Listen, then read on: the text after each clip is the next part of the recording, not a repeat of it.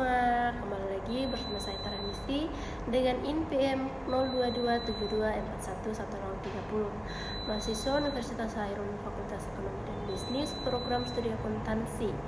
Nah teman-teman, tidak disangka kita sudah masuk pada pembahasan yang ke-7, dan materi yang akan saya bahas kali ini yaitu tentang tantangan dan peluang dalam keuangan dan perbankan syariah di Indonesia. Yuk kita bahas dengan rinci tantangan dan peluangnya. Tantangan utama perbankan syariah di Indonesia meliputi kurangnya pemahaman dan literasi masyarakat, keterbatasan produk inovatif, dan persaingan dengan bank konvensional. Di sisi lain, peluangnya adalah potensi pasar yang besar karena populasi muslim, dukungan pemerintah melalui regulasi, serta perkembangan teknologi finansial atau fintech syariah yang memungkinkan inovasi produk dan jangkauan yang lebih luas. Tantangannya itu kurangnya pemahaman dan literasi masyarakat. Banyak masyarakat yang belum sepenuhnya memahami prinsip syariah dan keunggulan produk syariah, sehingga skeptis atau tidak tertarik. Keterbatasan produk dan layanan. Produk yang tersedia terkadang masih terkesan terbatas dan belum banyak yang inovatif. Seringkali masih bergantung pada jenis produk murabaha. Persaingan dengan perbankan konvensional. Perbankan syariah harus mampu bersaing secara efektif, baik dalam hal keuntungan maupun layanan, dengan bank konvensional yang sudah lebih mapan. Regulasi dan infrastruktur. Masih ada tantangan dalam hal regulasi dan infrastruktur pendukung, seperti standar akuntansi syariah yang belum seragam di berbagai negara atau sumber daya manusia yang kompeten. Persepsi dan kepercayaan. Masih ada persepsi bahwa tidak ada perbedaan signifikan antara bank syariah dan bank konvensional, serta keraguan terhadap keunggulan finansialnya. Peluangnya. Potensi pasar yang luas. Dengan mayoritas penduduk muslim, Indonesia memiliki potensi pasar yang sangat besar untuk produk perbankan syariah. Dukungan pemerintah dan regulasi. Dukungan pemerintah melalui regulasi yang kuat, seperti Undang-Undang Perbankan Syariah, menjadi landasan penting untuk perkembangan sektor ini. Perkembangan teknologi finansial atau fintech syariah. Adopsi teknologi digital dan fintech syariah membuka peluang untuk menciptakan produk dan layanan yang lebih inovatif, mudah diakses dan terjangkau. Peningkatan minat terhadap investasi berkelanjutan. Minat masyarakat yang meningkat terhadap investasi yang sesuai dengan prinsip-prinsip etis dan sosial menciptakan peluang bagi perbankan syariah. Momentum krisis ekonomi. Krisis ekonomi global dapat mendorong masyarakat mencari alternatif keuangan yang lebih stabil, termasuk perbankan syariah. Pemanfaatan demografi generasi muda. Generasi milenial dan Gen Z yang mahir menggunakan teknologi dapat menjadi target pasar yang sangat potensial dan mudah dijangkau melalui platform digital. Sejarah bank syariah di Indonesia. Dimulai dari Sejarah bank syariah di Indonesia dimulai dari Prakarsa Majelis Ulama Indonesia atau MUI dan pelaksanaannya melalui pendirian Bank Muamalat Indonesia atau BMI pada 1 November 1991 yang kemudian mulai beroperasi pada 1 Mei 1992. Perkembangan lebih lanjut didorong oleh pengesahan Undang-Undang Nomor 10 Tahun 1998 yang secara tegas membedakan bank konvensional dan syariah, serta Undang-Undang Nomor 21 Tahun 2008 yang menjadi landasan hukum khusus bagi perbankan syariah. Prinsip dasar syariah mencakup nilai-nilai universal seperti tauhid atau mengesahkan Allah, keadilan, kemaslahatan atau manfaat bagi umat manusia, dan keseimbangan antara kebutuhan spiritual serta material.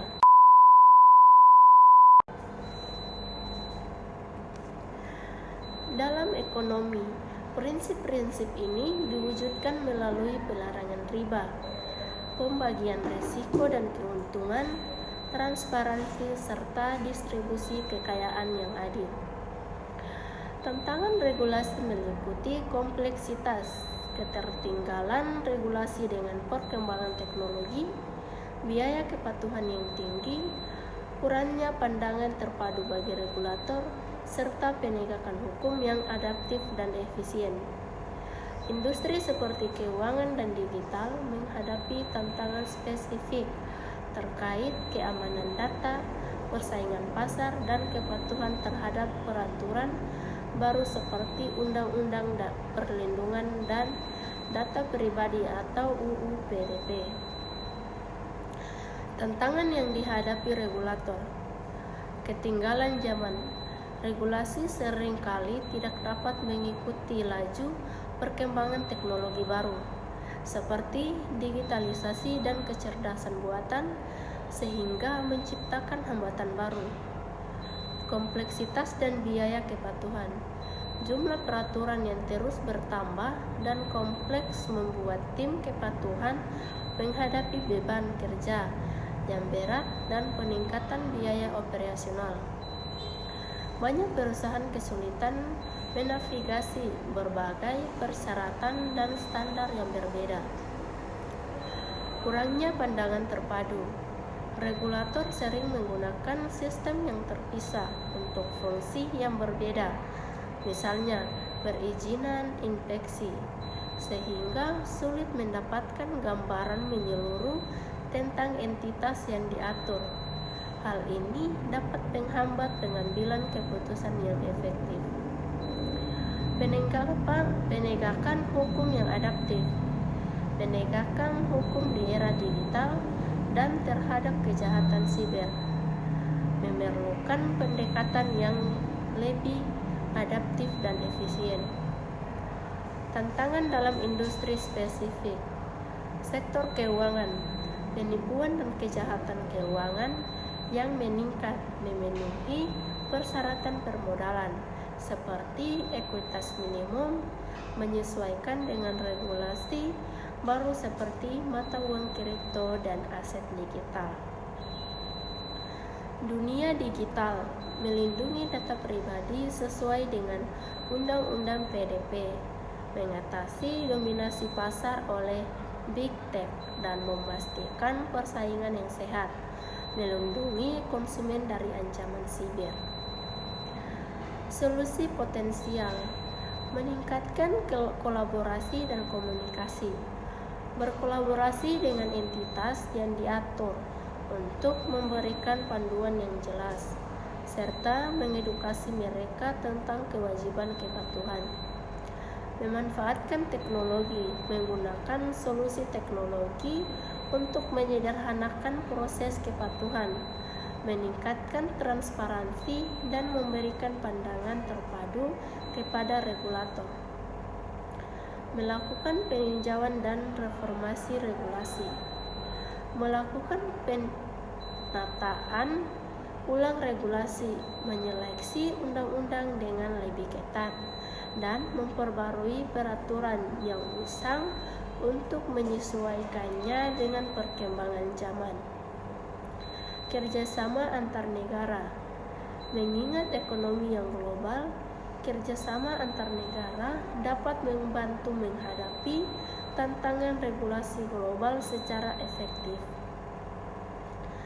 Persaingan dengan bank konvensional mencakup perdebatan mengenai prinsip operasional, bunga versus bagi hasil, produk dan layanan yang ditawarkan, serta faktor-faktor seperti jaringan, literasi masyarakat, dan teknologi. Bank konvensional unggul dalam variasi produk dan jangkauan jaringan fisik, sementara bank syariah memiliki keunggulan dalam kepatuhan syariah dan bagi hasil. Tantangan bagi bank syariah meliputi literasi masyarakat yang lebih rendah dan jaringan yang terbatas dibandingkan bank konvensional. Peluang utama teknologi finansial atau fintech adalah meningkatkan inklusi keuangan, mempercepat dan menyederhanakan transaksi, serta menciptakan lapangan kerja baru dan mendukung pertumbuhan ekonomi nasional melalui berbagai solusi seperti pembayaran digital, lending, crowdfunding, dan investasi. Selain itu, fintech juga membuka peluang untuk inovasi, kebijakan moneter, dan pengembangan produk keuangan syariah. Peluang fintech, peningkatan inklusi keuangan, fintech kemungkinan peluang fintech, peningkatan inklusi keuangan. Fintech memungkinkan akses layanan keuangan bagi masyarakat yang sebelumnya sulit dijangkau, termasuk mereka yang berada di daerah terpencil atau tidak memiliki rekening bank. Kemudahan dan efisiensi transaksi, sistem pembayaran digital, dompet digital, dan mobile banking membuat transaksi menjadi lebih cepat, murah, dan efisien. Meningkatkan efisiensi sistem pembayaran antar bank dan memperkuat kebijakan moneter. Akses permodalan peer-to-peer atau P2P, lending, dan crowdfunding memberikan akses permodalan bagi individu dan usaha mikro, kecil, dan menengah atau UMKM. Penerbitan Central Bank Digital Currency atau CBDC dengan dapat menjadi alternatif uang tunai dan memungkinkan bank sentral mengendalikan peredaran uang lebih efisien. Layanan finansial yang lebih luas, aplikasi perbandingan produk keuangan dapat membantu pengguna membuat keputusan finansial yang lebih baik, misalnya pinjaman, asuransi, investasi. Peluang untuk investasi fintech syariah adalah kegiatan zakat, infak, sedekah, dan wakaf atau jiswah. Penciptaan lapangan kerja.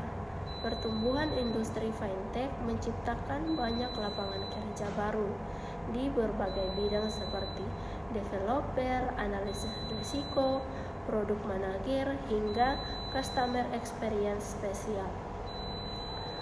Dukungan kebijakan ekonomi, kontribusi fintech dalam mencapai target strategi nasional keuangan inklusif atau SKNI, potensi untuk mempercepat pertumbuhan ekonomi dan meningkatkan kesejahteraan masyarakat. Inovasi berkelanjutan, adopsi teknologi seperti artificial intelligence atau AI untuk kredit scoring yang lebih inovatif menjangkau sektor yang sebelumnya belum tersentuh. Penggunaan big data membantu memahami tren konsumen dan menciptakan strategi bisnis yang lebih relevan. Kesadaran masyarakat adalah pemahaman, pengetahuan, dan kepedulian terhadap suatu kondisi yang tercermin dalam sikap dan perilaku. Kesadaran ini bisa mencakup berbagai aspek, seperti kesadaran akan lingkungan, misalnya kebersihan, kelestarian alam, kesadaran hukum, dan kesadaran kewarganegaraan, misalnya hak dan kewajiban. Kesadaran yang tinggi mendorong partisipasi aktif dan perubahan perilaku positif, sementara rendahnya kesadaran dapat menyebabkan berbagai masalah seperti kerusakan lingkungan atau ketidakpatuhan terhadap hukum.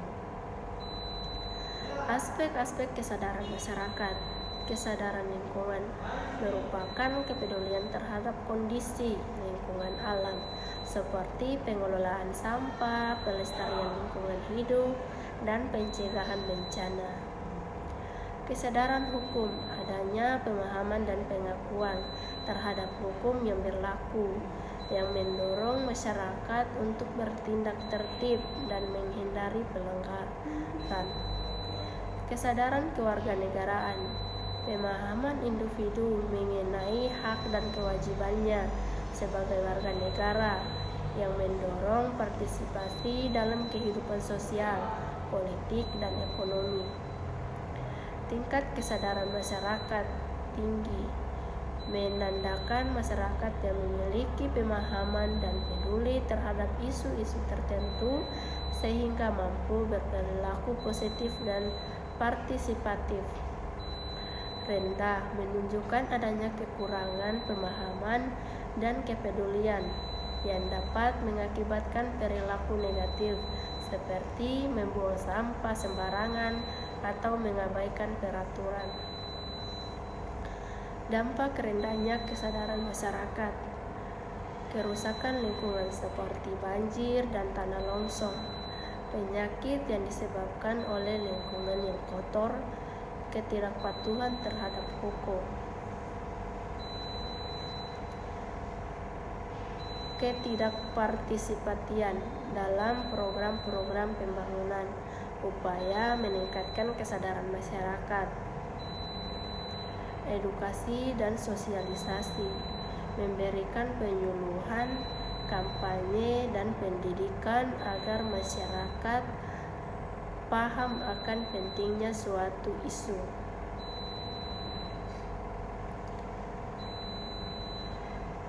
Perubahan perilaku mendorong tindakan nyata dari individu seperti mengurangi sampah plastik, menanam pohon, atau memanfaatkan transportasi umum. Partisipasi aktif, mengadakan kegiatan bersama seperti kerja bakti dan program pengelolaan sampah.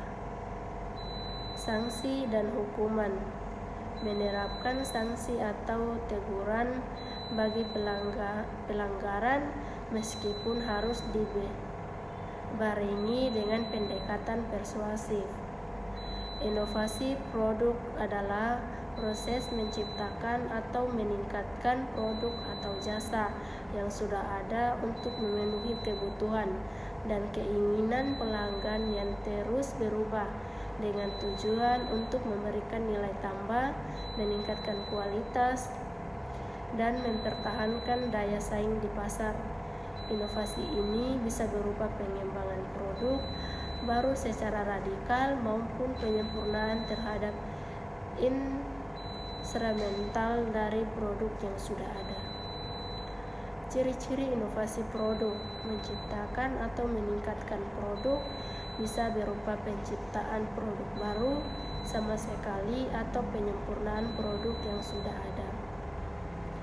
Memenuhi kebutuhan pelanggan, bertujuan untuk memecahkan masalah yang dihadapi pelanggan atau memenuhi kebutuhan yang belum terpenuhi. Dos kirim link pernah? Memberikan nilai tambah, meningkatkan kinerja, fitur, fungsionalitas, atau desain produk. Meningkatkan daya saing, membantu perusahaan untuk bersaing di pasar dan mempertahankan loyalitas pelanggan. Contoh inovasi produk baru, Gojek yang memulai sebagai layanan ojek online dan berkembang menjadi ekosistem layanan transportasi, pengiriman makanan, dan pembayaran digital dalam satu aplikasi. Penyempurnaan produk, formulasi baru untuk produk perawatan wajah alami seperti oval agar lebih sesuai dengan tren kecantikan. Produk dengan fitur unik, koper dengan rak yang memungkinkan pengguna untuk menata barang dengan lebih rapi, atau semprotan lemon untuk mengeluarkan jus lemon dengan mudah. Produk untuk pasar baru, cap kaki 3 anak yang diformulasikan khusus untuk anak-anak, menjawab kekhawatiran orang tua untuk mengatasi panas dalam pada anak. Perkembangan global mengacu pada globalisasi, yaitu proses peningkatan ketergantungan dan integrasi antar negara di seluruh dunia dalam bidang ekonomi, sosial, budaya, dan teknologi. Perkembangan ini didorong oleh kemajuan teknologi, terutama transportasi dan komunikasi, serta berkurangnya hambatan perdagangan internasional. Secara historis, ini telah berlangsung dalam beberapa fase dari globalisasi kuno hingga era modern. Faktor pendorong kemajuan teknologi mempermudah pergerakan orang, barang, dan informasi secara global. Pengurangan hambatan perdagangan kebijakan yang mempermudah perdagangan dan investasi antar negara. Sistem transportasi komunikasi memungkinkan konektivitas yang belum pernah ada sebelumnya, seperti jaringan kabel bawah laut dan internet. Perkembangan historis globalisasi kuno dimulai dari perdagangan antar negara. Sejak peradaban awal, jalur sutra merupakan salah satu contoh awal perdagangan global. Globalisasi modern terjadi peningkatan konektivitas yang pesat sejak paruh kedua abad ke-20 dengan popularitas yang mulai meluas pada tahun 1990-an. Dampak positif akses informasi. Berita dan informasi terkini lebih mudah diakses secara global. Komunikasi terjadi peningkatan efisiensi dan kemudahan berkomunikasi antar negara.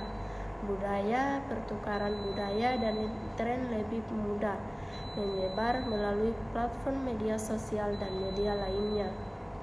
Ekonomi membuka peluang bisnis global dan memudahkan transaksi seperti e-commerce dan pembayaran digital. Negatif individualisme mengikis semangat gotong royong dan solidaritas sosial di beberapa masyarakat. Persaingan industri dalam negeri mungkin kesulitan berkembang karena persaingan dengan perusahaan asing. Lingkungan potensi kerusakan lingkungan dan populasi akibat industri. Konsumerisme terjadi peningkatan gaya hidup mewah dan konsumtif.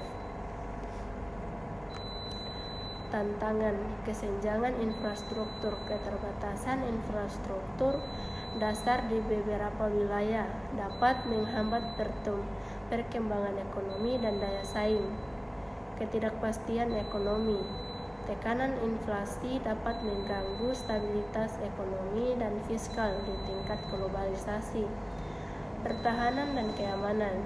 Diperlukan penguatan sistem pertahanan dan keamanan untuk menghadapi tantangan global yang kompleks. Ekonomi membuka peluang bisnis global dan memudahkan transaksi seperti e-commerce dan pembayaran digital.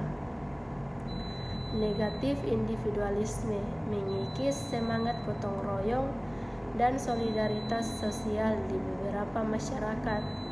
Persaingan industri dalam negeri mungkin kesulitan berkembang karena persaingan dengan perusahaan asing. Lingkungan potensi kerusakan lingkungan dan populasi akibat industri. Konsumerisme terjadi peningkatan gaya hidup mewah dan konsumtif. Tantangan kesenjangan infrastruktur. Keterbatasan infrastruktur dasar di beberapa wilayah dapat menghambat perkembangan ekonomi dan daya saing. Ketidakpastian ekonomi. Tekanan inflasi dapat mengganggu stabilitas ekonomi dan fiskal di tingkat globalisasi. Pertahanan dan keamanan. Diperlukan penguatan sistem pertahanan dan keamanan untuk menghadapi tantangan global yang kompleks. Oke, itu saja materi dari saya. Selebihnya saya mohon maaf. Wabillahi taufiq. Assalamualaikum warahmatullahi wabarakatuh.